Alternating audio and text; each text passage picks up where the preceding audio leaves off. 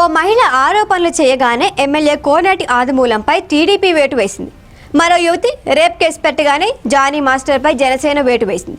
రాజకీయాల్లో ఇదే ఆదర్శం. కానీ వైసీపీ ఏం చేస్తోంది? తప్పులు చేసి అడ్డంగా దొరికిపోయి చివరికి జైలుకు వచ్చినా వారిని అంటిపెట్టుకుని ఉంటుంది.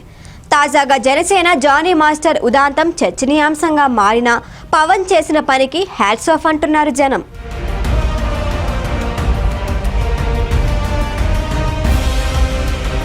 పవన్ కళ్యాణ్ ఆదర్శమైన రాజకీయాలు చేస్తున్నారు అనటానికి ఇదే నిదర్శనం. అసెంబ్లీలో ఆయన ఆదర్శంగా మాట్లాడారు. జనసేన తరపున ఎవరు తప్పు చేసినా చివరకు తానే తప్పు చేసినా చర్యలు తీసుకోవటానికి ఏమాత్రం వెనకాడొద్దు అని సీఎం చంద్రబాబుకే సూచించారు.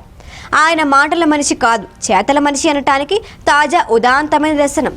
జానీ మాస్టర్పై లైంగిక వేధింపుల ఆరోపణలు రాగానే ఆయన్ను జనసేన పక్కన పెట్టింది.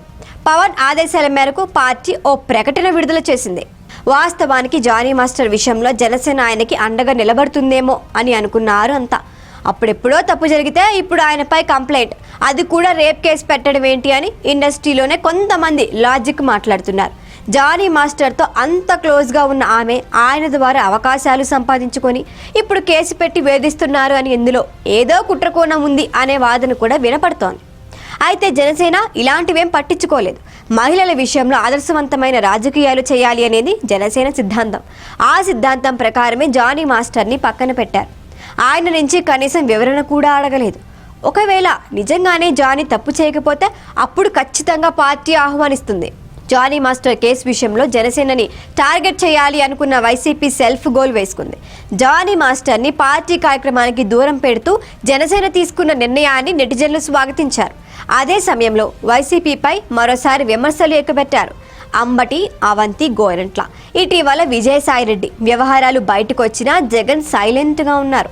జత్వానీ కేసులో సజ్జల పాత్రపై అనుమానాలు ఉన్న పార్టీ క్రమశిక్షణ చర్యలు తీసుకోలేదు.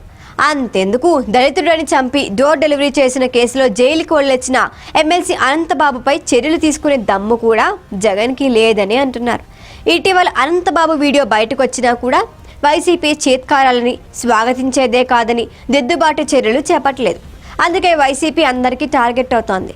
టీడీపీ, జనసేన హుందాగా రాజకీయం చేస్తున్నాయని, ఆరోపణలు వచ్చిన వారు పార్టీకి ముఖ్యమైన ఆఖరికి ఎమ్మెల్యే అయినా చర్యలు తీసుకుంటున్నారని, కానీ వైసీపీకి ఆ అలవాటే లేదు అని విమర్శిస్తున్నారు.